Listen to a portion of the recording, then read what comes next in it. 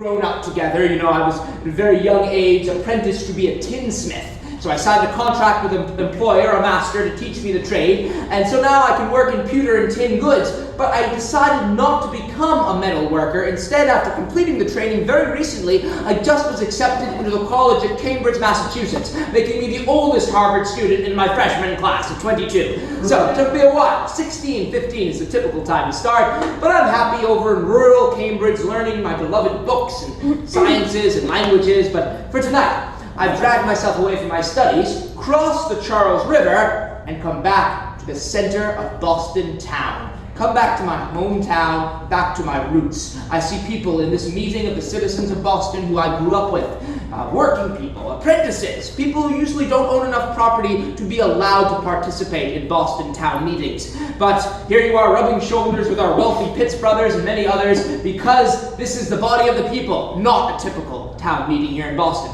Though I do suspect it will be many years before everyone is fully equally represented at a Boston town meeting, this is an exciting opportunity to make our voices heard, to protest these 3 ships bearing East India Company tea with a tax upon it, another tax that we, the people of this colony, had no say in. I must warn you, the royal governor of Massachusetts has made it clear he considers these meetings illegal assemblies. I doubt that will stop us, though, right? I mean, Boston is not a quiet city. People tend to speak out. So much so that Mr. Porter and Brewer here have agreed to speak out formally. The rest of you, don't worry, we won't put you on the spot. You don't need to read from the identity cards I've given you. That's just your role today. But you can participate. After all, these are not quiet meetings. We like to bang on things. For example, we can start by banging the benches. Go ahead.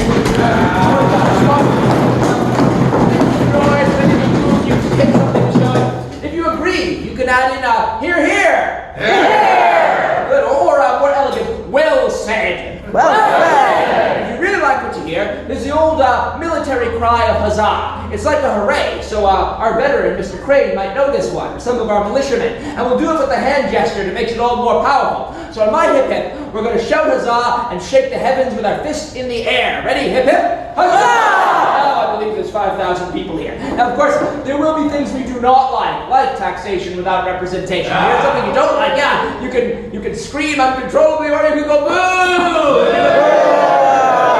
Ourselves like a pit of vipers. And for the things we really object to, for political corruption and the corrupt politicians and unjust laws and taxes, there's always the most offensive word in Boston, FIE, F-I-E. Most offensive word in 1773, that is. And it comes with a hand gesture as well, so we'll learn it all together. All of your fists, raise your thumb, place your thumb on your nose, wave the flag at your enemy, and shout, FIE! Terrifying. All right, now we know how to express ourselves. We can begin the meeting. And who best to start us off than a man who is known to us as an ardent advocate for our liberties. Please welcome Samuel Adams!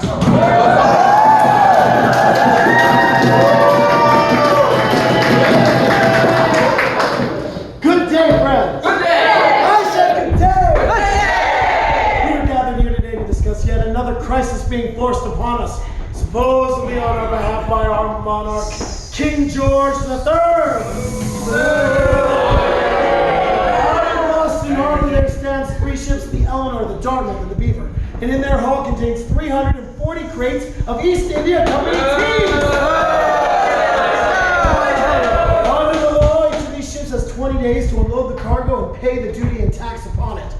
Tomorrow is the 20th day for that ship, the Dartmouth, making this the body of the people all the more important, as this is our final chance to evoke events in our history.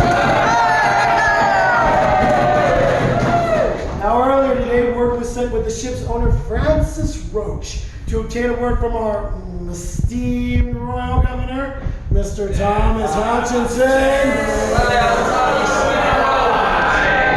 A man who gave up the cause of the people years ago, and yet he is the only one who can write a pass that can allow these ships to return to England without unloading its pernicious cargo. Reasonable course, I say. We anxiously await the return of Mr. Richard Roach, and we cling to the hope that our governor will see to reason for if that cargo is landed.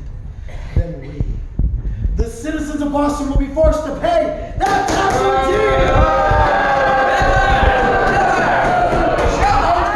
Calm down. This is not the first time the Parliament has seen fit to tax colonies. It was only 8 short years ago in 1765 that Lord Grenville saw fit to tax our paper under the Stamp Act.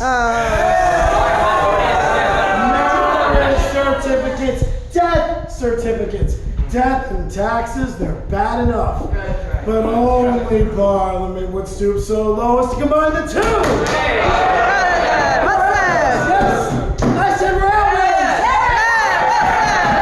And none more outraged than Mr. Porter. Where's Mr. Porter today? Mr. Porter, what say you, sir? I say Parliament not only taxed our paper and ink, they taxed our playing cards and dice.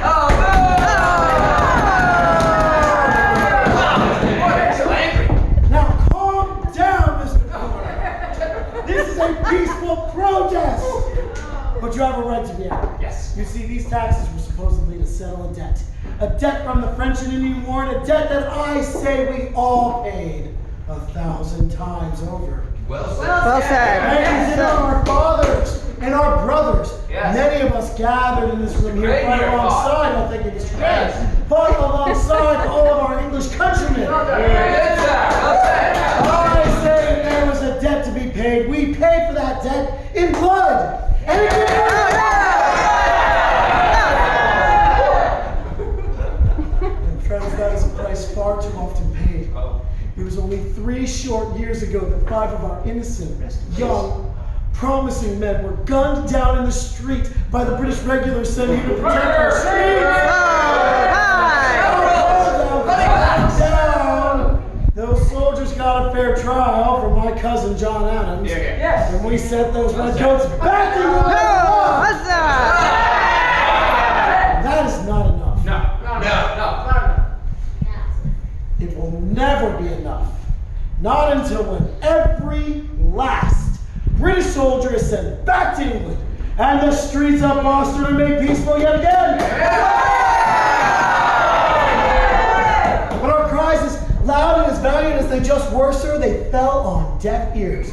And those greedy ministers of Parliament decided to pinch our pewter candlesticks, our glass, our lead, our paint, our tea, all under a man we thought was our friend, Charles Towns.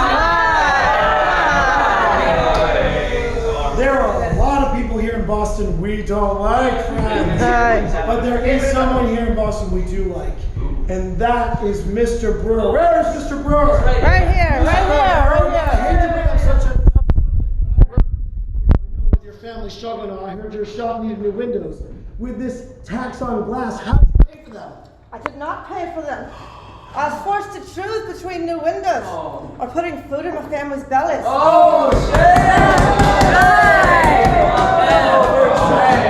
Mr. Brewer, wipe the tears from your eyes. How many are in your family now? 7.5. 7.5. My regards to Mrs. Brewer. Aye. But Mr. Brewer, I've got good news for you. We will not let your family starve. Aye. Boston, we rally together, yes!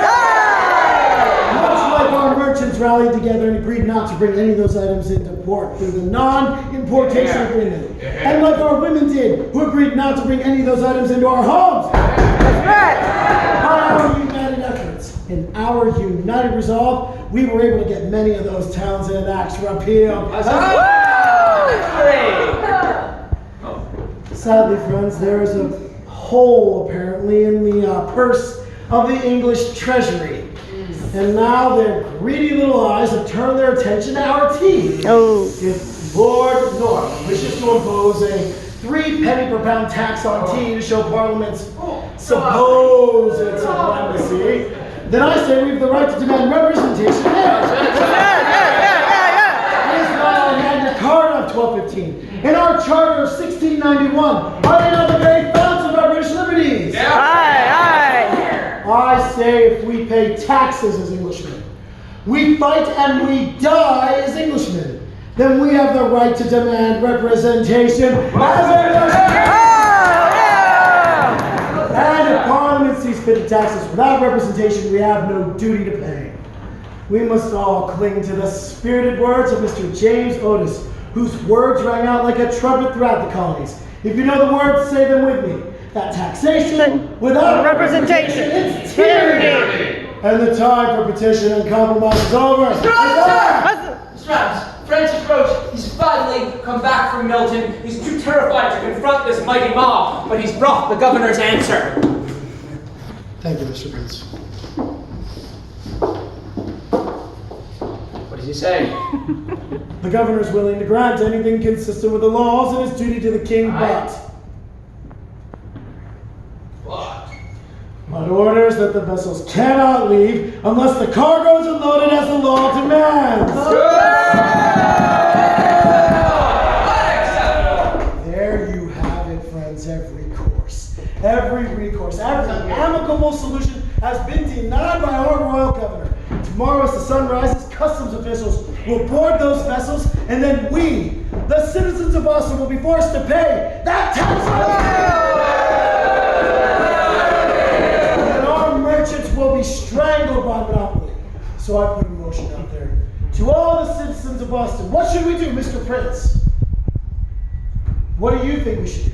I think my idea is shared by many in this room. I suspect salt water and tea will mix tonight. But what say the people? Shall we destroy it? No. Very good, friends. Excellent. Now take careful concern tonight, friends.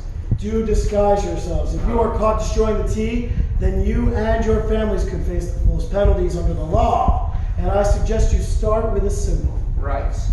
A symbol known throughout North America. The symbol of the mighty Mohawk. Raise your feathers, friends. Huzzah!